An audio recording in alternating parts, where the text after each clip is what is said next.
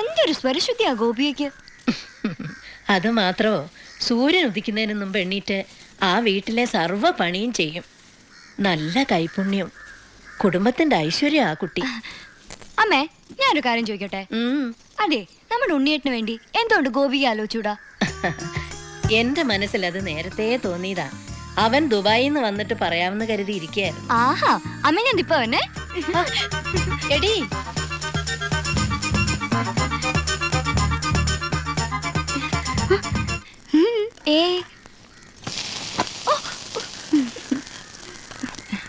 ഗോപിയയ്ക്ക് ഈ നാട് ഇഷ്ടായോ? ഈ തറവാട് ഇഷ്ടായോ? എന്റെ അമ്മ ഇഷ്ടായോ? അപ്പ എന്റെ ദുബായ്ക്കാരനേട്ടനെ ഇഷ്ടപ്പെടാണ്ടിരിക്കില്ല. ഞങ്ങൾ ആലോചിക്കാൻ പോവാ. ജാതകം എടുത്തൊന്ന് നോക്കിക്കോ, ചിലപ്പോ വിദേശ യാത്രക്ക് യോഗ ഉണ്ടാവും.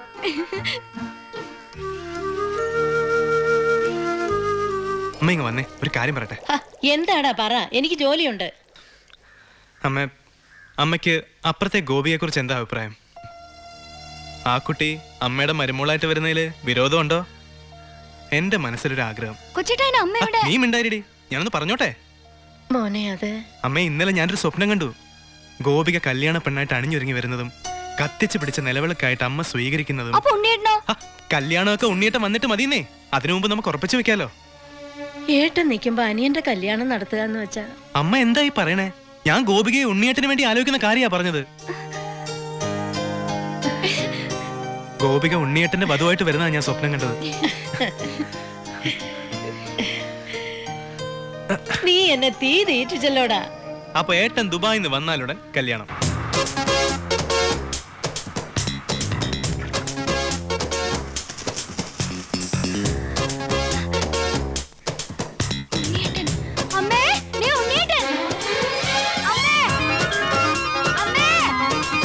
എന്താടി?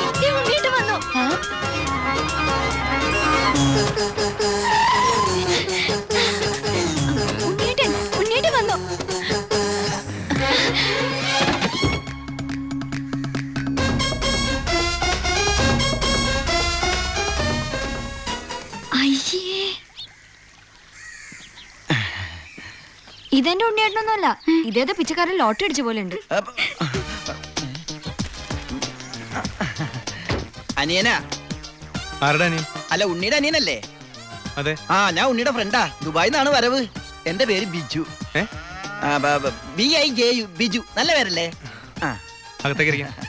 നമസ്കാരം. സിസ്റ്റേഴ്സ് ആണല്ലേ?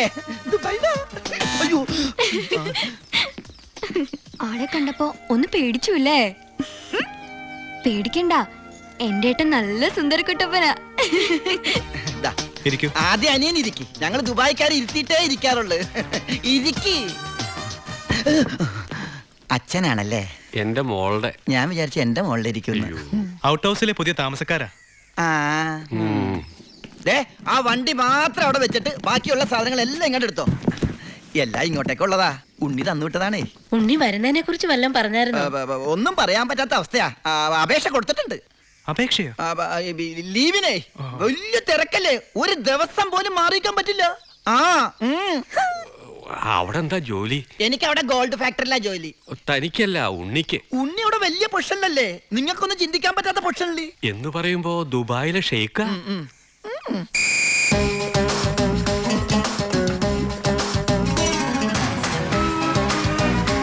അസ്സലാമലൈക്കും. ഏയ്, നല്ല പവറുള്ള ജോലിയാ. ഉണ്ണി ഗവൺമെന്റിന്റെ ഗസ്റ്റ് അല്ലേ? Free quarters, free food, free dress. ഒരു വലിയ കൊട്ടാരത്തിലല്ലേ താമസിക്കുന്നത്? ഗവൺമെന്റിന്റെ വലിയ കൊട്ടാരത്തില്.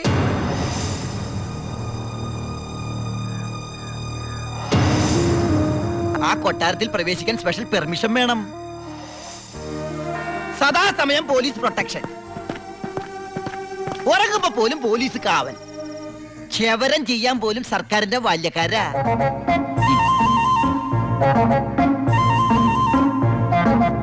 ഫുഡാണെങ്കിലാ 5 സ്റ്റാർ ഫുഡല്ലേ?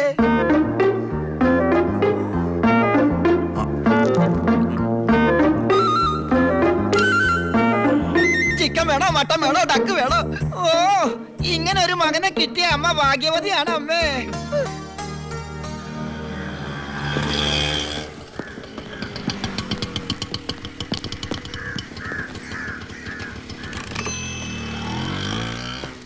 ഒരാള് കേറാനുണ്ടേ. കർത്താവേ, ഒരിക്കലും പുറത്തേക്ക് പോകാൻ ഇടവരുത്തല്ലേ. നമസ്കാരം. ഇവിടെ ഒപ്പിട്.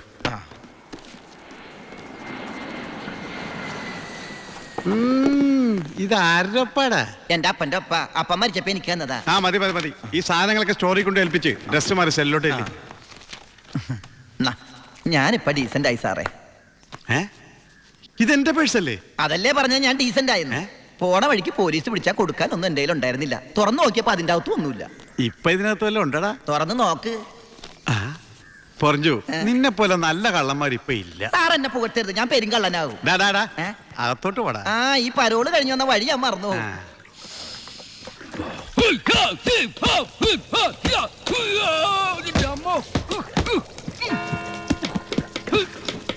ആ ചപ്പാത്തി സ്പെഷ്യലിസ്റ്റ് എത്തിയല്ലോ. ഹായ് എവരിബഡി, പൊറിഞ്ഞു വന്നു. ഞാനില്ലാഞ്ഞിട്ട് ബുദ്ധിമുട്ടൊന്നും ഉണ്ടായില്ലല്ലോ. എന്തായി? നീ പറഞ്ഞ പോലെ കക്ഷി വന്ന് കാശുമായിട്ട് ഞാൻ ഡ്യൂട്ടി പേ ഷോപ്പിൽ പോയി സാധനങ്ങളെല്ലാം വാങ്ങി വീട്ടിലെത്തിച്ചിട്ടുണ്ട്. ആർക്കും സംശയം തോന്നിയില്ലോ? സംശയം? ഹേ, ഞാൻ ദുബായിക്കാനായി വിലസില്ലേ? എന്റെ ഹെയർ സ്റ്റൈൽ എന്നെ മാറ്റി കളഞ്ഞില്ലേ? ഫേസ് ഇത് തന്നെയല്ലേ, പിന്നെന്താ കാര്യം? എത്ര നല്ല ആൾക്കാരാടാ നിന്റെ വീട്ടുകാരി. നീ എങ്ങനെ ആ കുടുംബത്തിൽ പിറന്നടാ? ഇവിടെ നീ പരമശിവം, അവിടെ ഉണ്ണി ദാമോദർ. നീ പെരുങ്കള്ളനാ, പെരുങ്കള്ളൻ.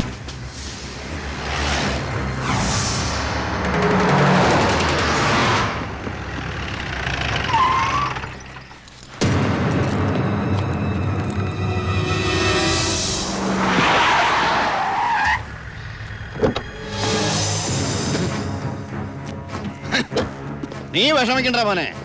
വിഷമദ്യം കഴിച്ച് 4 തട്ടിപ്പോയത് കൊണ്ടാണല്ലോ നിനക്കിപ്പോ എന്റെ അകത്ത് കിടക്കേണ്ടി വന്നേ. അല്ലെങ്കിൽ നിന്റെ അപ്പൻ നിന്നെ പുല്ല് പോലെ പുറത്തിറക്കി കൊണ്ടുവന്നേനെ. നിനക്ക് ഇവിടെ യാതൊരു ബുദ്ധിമുട്ടും ഉണ്ടാകില്ല. അതിനുള്ള ഏർപ്പാടൊക്കെ ഞാൻ ചെയ്തിട്ടുണ്ട്. നമ്മൾ ഇത് എത്ര ജയില് കണ്ടിരിക്കുന്നടാ. നടക്ക്. അപ്പഴേ സാറേ, സൂപ്രണ്ട് സാറിനോടൊന്ന് പറഞ്ഞേക്കണം, അവൻ ചിന്നാടമർക്കിയുടെ മോനാണെന്ന്. ആടാ മോനെ, കുറച്ച് ദിവസം കഴിയുമ്പോ നിന്നെ ഞാൻ ഹോസ്പിറ്റലിലോട്ട് മാറ്റിച്ചോളാം.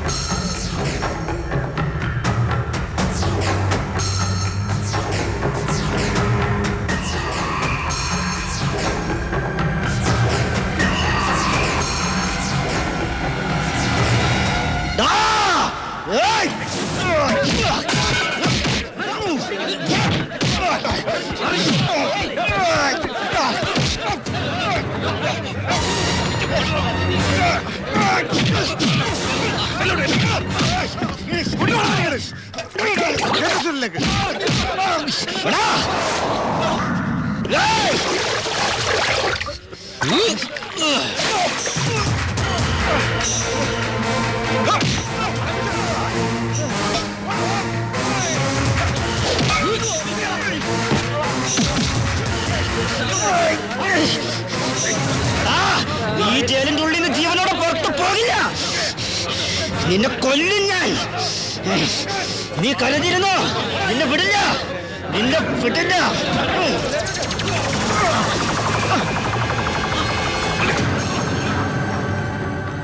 Paramasivam, sorry sir. എന്റെ മുമ്പിൽ വെച്ചാണ് അഭ്യാസം. പരോളിന് അപേക്ഷ കൊടുത്തിട്ട് എന്താണ് അവനോട്ട് ഇടപാട്? ഓൾ കേരള ക്രിമിനൽസ് അസോസിയേഷനിൽ അവനും മെമ്പറല്ലേ സാറേ, ഇടപാട് കാണാതിരിക്കൂ. മേത്തൊക്കെ സാമ്പാറുമായി. ഇതിൽ ചോറും കൂടി വിളമ്പട്ടെ സാറേ? 2 പപ്പടം കൂടി തടാ, പൊടിച്ചു കളഞ്ഞാൻ. ആരാ ചോറ് വെച്ചത്? പപ്പടം ഇല്ലെന്ന് അറിയില്ലേ? മതിയെങ്കിൽ മാറ്. അവൻ എന്തിനാടാ നിന്നെ ചവിട്ടിയത്? അവനെന്നെ ചവിട്ടാൻ തോന്നിയിട്ടുണ്ടാവും. അപ്പൊ അവൻ എന്നെ ചവിട്ടാൻ തോന്നിയില്ലല്ലോ.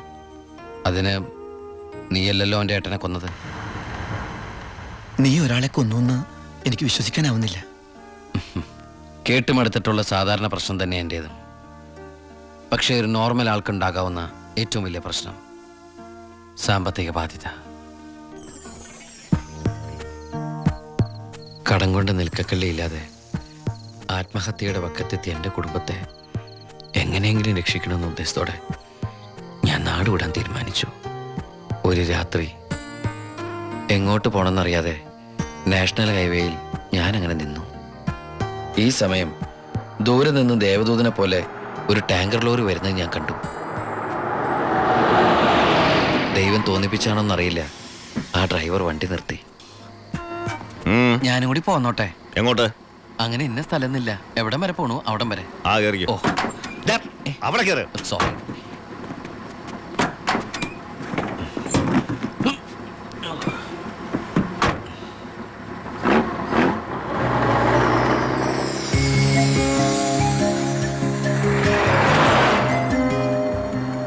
എങ്ങോട്ടാ? പോലീസ് പിടിച്ചില്ലെങ്കിൽ എത്തേണ്ടടുത്തെത്തും. പോലീസോ? ആ, അതെന്താ എന്റെ വണ്ടിയില്? സ്പിരിറ്റ്.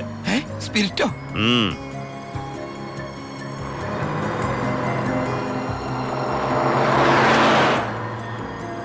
ഇതൊക്കെ ഒറ്റയ്ക്ക് ഉണ്ടാവാൻ പേടിയില്ലേ? ഒറ്റയ്ക്ക് കൊണ്ടുപോകുന്ന അതിന്റെ സുഖം.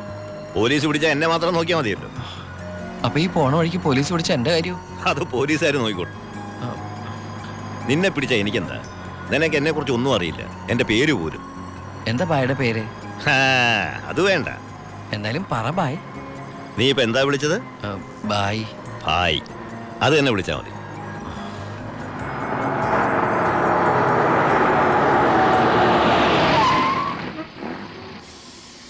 എന്താ നിർത്തിയത്? എന്നെ ഇറക്കി വിടാനാണോ? ഏയ് ദാ, പുണ്യാളന് നേർച്ചയിട്ട പാതി അങ്ങേര് നോക്കിക്കോളൂ. ഓ,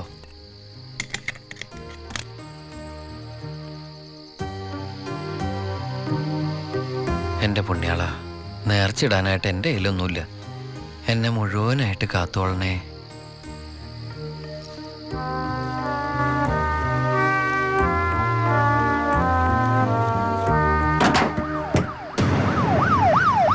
യ്യോ, പോലീസ്!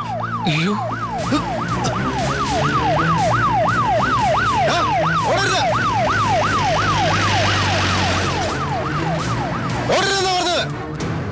നീ എന്നതാടാ ഈ പറയുന്നത്? Load police പിടിച്ചെന്നു.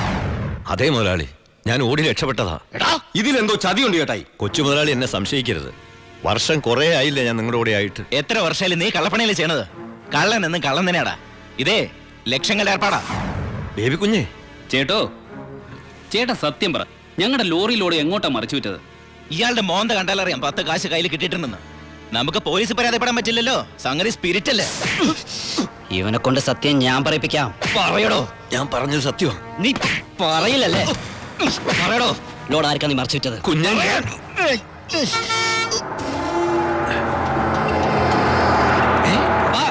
അപ്പൊ ലോറി